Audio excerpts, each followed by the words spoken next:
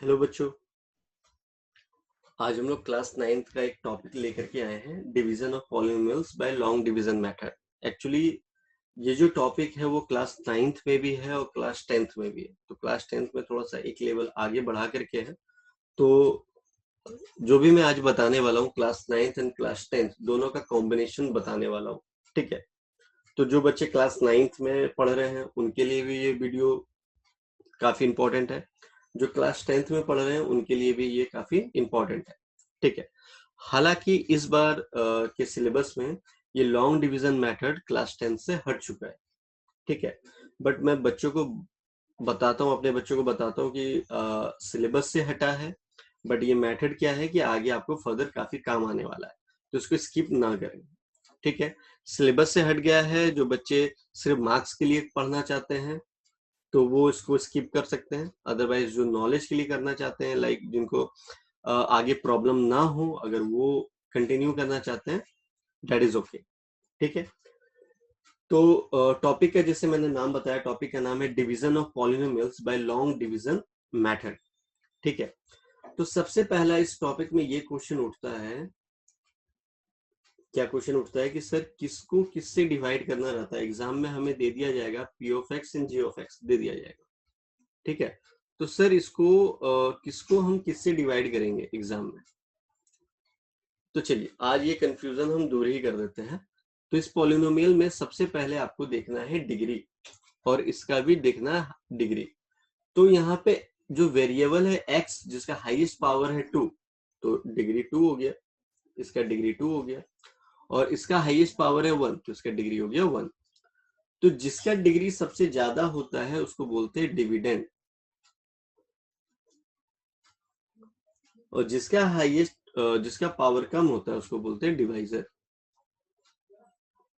ठीक है, got it. चलिए अब ये तो कंफ्यूजन क्लियर हो गया, किसको डिविडेंड किसको डिवाइजर बोलेंगे। चलिए अब इस क्वेश्चन को सॉल्व करने की कोशिश करते हैं। तो ये हो गया x प्लस 1, इधर हो गया हमारा 2x² प्लस 3x माइनस 1। ठीक है। अब बच्चे यहाँ पे यहाँ देखिए कि ये 2x² जो है वो मुझे यहाँ से हटाना है। तो कैसे हटाऊंगा मैं, आपको ये देखना है कि यहाँ पे x प्लस 1 है। ठीक है, ये x प्लस 1 है, इस पे क्या मल्टीप्लाई करेंगे जो मेरा पहला टर्म 2x² आ जाएगा। तो मैं यहाँ पे ये देख रहा हूँ कि अगर मैं इस पे एक सेकेंड 2 एक्चुअली ये x प्लस 1 था, एक सेकेंड, x प्लस 1 है, इस पे क्या हम मल्टीप्लाई करेंगे तो 2x² हो जाएगा। ठीक है। तो अगर मैंने इसको 2x से मल्टीप्लाई कर दिया तो देखिए इसको 2x से मल्टीप्लाई करके तो ये हो गया 2x² प्लस इसको इससे मल्टीप्लाई करेंगे तो हो जाएगा 2x। ये टर्म क्या आ रहा है डेट अभी हमको मैटर नहीं करना, हमें पहला टर्म को ही रिमूव करना है। तो पहले टर्म से मुझे मतलब होगा, बाकी उसके पीछे वाला टर्म कुछ भी आए हमें उससे अभी कोई लेना देना नहीं है। ठीक है। तो ये 2x² आया तो यहाँ पे लिख देंगे 2x² और इधर लिख देंगे 2x। Got it. अब देखिए यहाँ पे होता है साइन चेंज, ये प्लस है तो प्लस होगा, माइनस प्लस है तो माइनस। अब ये जो 2x² के आगे जो पॉजिटिव साइन लगा है और ये 2x के आगे जो पॉजिटिव साइन लगा है, अब इसका इंपॉर्टेंस खत्म हो गया। ठीक है। अब ये 2x² बिहेव लाएगा -2x² और 2x बिहेव्स लाएगा -2x। तो बिहेव्स लाएगा नहीं, वो अब माइनस ही रहेगा। ठीक है।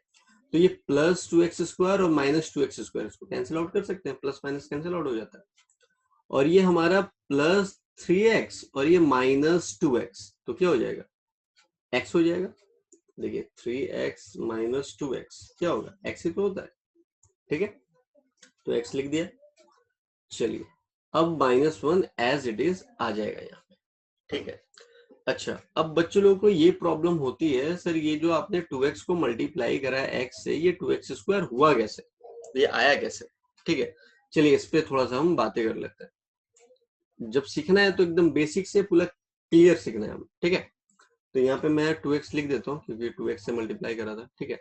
तो चलिए जैसा कि अभी हमें x प्लस 1 को मल्टीप्लाई करना था 2x से, तो मैंने क्या बोला कि पहले x जो है वो 2x से मल्टीप्लाई हो गया, ठीक है, प्लस 1 जो मल्टीप्लाई हुआ 2x से, ठीक है।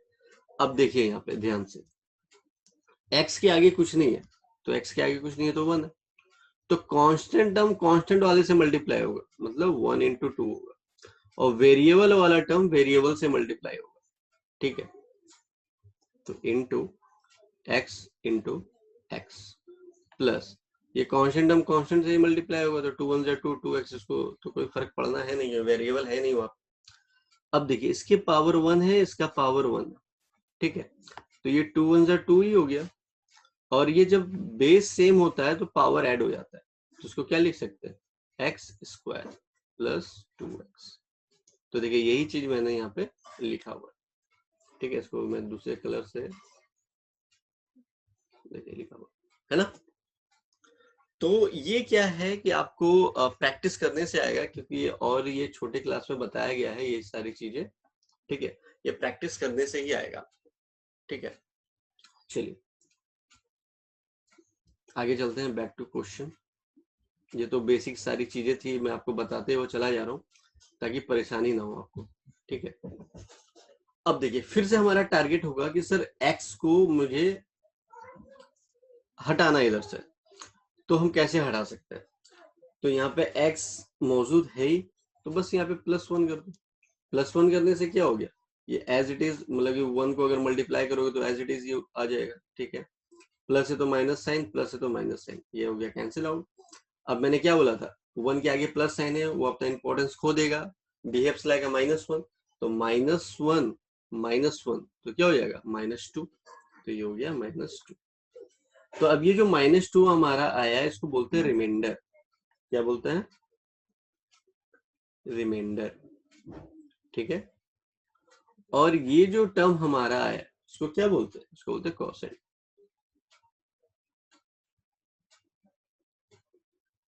ठीक है।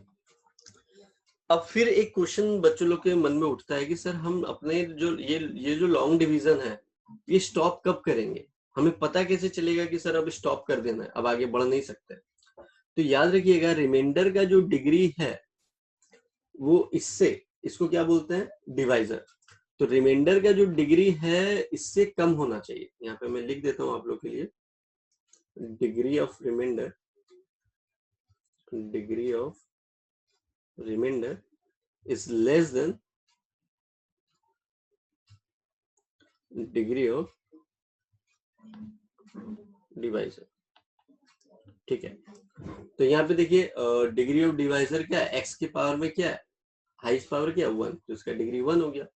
अब यहाँ पे -2 है, तो -2 है, तो वेरिएबल तो कुछ लगा ही हुआ नहीं है, तो मैं ऐसे बोल सकता हूँ कि x⁻0, बोल ही सकता हूँ, जब है नहीं तो x⁻0 लिख दिया, x⁻0 की वैल्यू 1 होती है। तो यहाँ पे डिग्री क्या हो गया, x की डिग्री क्या हो गया 0, तो कम कौन सा है, ये कम है ना, तो इसलिए हम स्टॉप करेंगे, इसके आगे हम बढ़ नहीं सकते, ठीक है। चलिए आई होप समझ में आया होगा ये क्वेश्चन। अब फिर से ये क्वेश्चन उठता है कि सर एग्जाम में हम क्रॉस चेक कैसे करें कि लाइक जो हमने बनाया है वो सही बना है या गलत बना है, ठीक है। तो चलिए मैं आपको बताता हूँ, इसको भी चेक करने का एक टेक्निक है।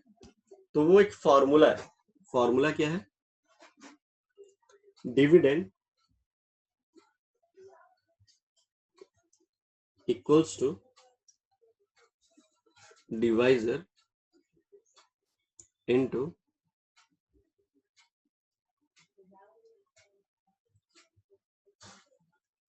कोसेंट प्लस रिमाइंडर,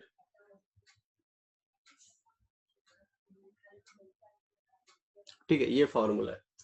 अगर मैं उस सारी चीजों को यहाँ पे पुट करता हूँ और मेरा डिविडेंड सही आ जाता है जो गिवन क्वेश्चन में दिया हुआ था, दैट इज हमारा जो टेक्निक है वो सही है, ठीक है। तो चलिए जो अभी हमने प्रीवियस क्वेश्चन करा था उसमें डिविजर क्या था, डिवाइजर क्या था, तो x+1 था, लिख दिया मैंने। कोसेंट क्या आया था हमारा, वो आया था 2x+1, ठीक है।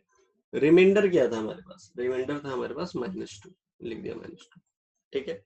चलिए उसको सॉल्व करते हैं और देखते हैं डिविडेंड क्या आता है। तो x इससे मल्टीप्लाई होगा, ठीक है, कलर चेंज कर लेता हूँ। x इससे मल्टीप्लाई होगा तो क्या लिखेंगे 2x²। फिर ये x इससे मल्टीप्लाई होगा तो क्या लिखेंगे x।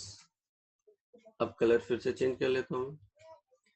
ये 1 इससे फिर मल्टीप्लाई होगा तो क्या लिखेंगे +2x। और फिर ये 1 इससे मल्टीप्लाई होगा तो 1 1 सा 1 ही होता है। ठीक है, ये माइनस जब ब्रैकेट खोलेगा तो -2 ही हो जाएगा। ठीक है, तो आ गया हमारा 2x² प्लस ये दोनों को ऐड कर देंगे तो क्या हो जाएगा 3x, और ये -2 से 1 गया तो -1। तो डिविडेंड आ गया हमारा ये। तो अगर आप क्वेश्चन चेक करोगे तो डिविडेंड आपका यही था। ठीक है, डिविडेंड आपका यही था। तो और यू गेट द आंसर। ठीक है, मतलब आपने जो लॉन्ग डिवीजन मेथड करा था एकदम परफेक्ट करा था। ठीक है, तो ये क्रॉस चेक कर लेना आप अपने रफ वर्क में, ऐसे करके क्रॉस चेक कर लेना कि आपने जो करा है वो सही आया या गलत आया। ठीक है, बट इसमें ये जब फॉर्मूला जब तुम लगाओगे तो इसमें कंडीशन को फॉलो करना पड़ेगा आपको। क्या कंडीशन को फॉलो करना पड़ेगा कि जो तुम्हारा जियोफैक्स है, मतलब डिवीजर, जो तुम्हारा डिवाइजर है या डिवीजर जो भी प्रोनाउंसिएशन, अब देखिए इंग्लिश की क्लास तो मैं ले नहीं रहा। ठीक है, तो बस बातें को समझ जाइए, है ना। मेरा प्रोनाउंसिएशन थोड़ा सा वीक रहा है स्टार्टिंग से ही। ठीक है, तो कोई इशू नहीं है, बस मैथ्स को मैं समझा पाता हूँ बच्चों को अच्छे तरीके से, बस उनका प्यार मिलता है तो चल रहा है सारी चीजें। तो ये इसको जो हम लोग डिवाइजर बोल रहे हैं, तो ये जो इसका कंडीशन, ये फॉर्मूला जब हम लोग करते हैं, मतलब ये जो फॉर्मूला अप्लाई करेंगे, तो बस एक कंडीशन को आपको दिमाग में रखना है कि ये नॉट इक्वल टू 0 होना चाहिए। ये क्या होना चाहिए, डिवाइजर जो है वो हमेशा नॉट इक्वल टू 0 होना चाहिए। ठीक है, अगर यही हमारा 0 हो गया तो फिर कोई प्रोसेस फर्दर हो ही नहीं पाएगा।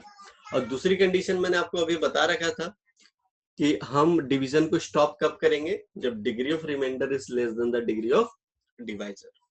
ठीक है, ये सारी चीजों को आपको फॉलो करना है, फिर इसके बाद आपको लॉन्ग डिवीजन मेथड में प्रॉब्लम नहीं आएंगी। ठीक है, तो मैं आप लोगों को एक बार नोट्स दिखा देता हूँ अपना। एक सेकेंड आप थोड़ा वेट करेंगे, आपको मैं नोट्स दिखा देता हूँ। अगर आप लोगों को ये चाहिए होगा तो आप लोग मुझे व्हाट्सअप करना, मैं सेंड कर दूंगा, क्योंकि ये जो नोट्स है विद सॉल्यूशन बना रखा है मैंने। ठीक है, एक बार मैं शेयर करना चाहता हूँ आप लोगों के साथ। तो ये देखिए, ये जो है नोट्स जो है, अगर आप लोगों को पीडीएफ फाइल के रूप में चाहिए होगा तो आप मांग सकते हो मेरे से। ठीक है, ये आप लोग के लिए बनाया है मैंने। ठीक है, तो अगर इसको प्रैक्टिस करोगे तो काफी हद तक आपका कॉन्सेप्ट जो है वो क्लियर हो जाएगा। ठीक है, आई होप आपको मैंने काफी अच्छे तरीके से ये सारी चीजें समझाई हैं, और कोई भी दिक्कत आए या कोई क्वेश्चन में प्रॉब्लम आए आप हमें व्हाट्सअप कर सकते हो। अब मैं कोशिश करूंगा जल्द से जल्द उस क्वेश्चन को सॉल्व करके आप तक पहुंचाने की कोशिश करूंगा। ठीक है, टिल देन बाय बाय।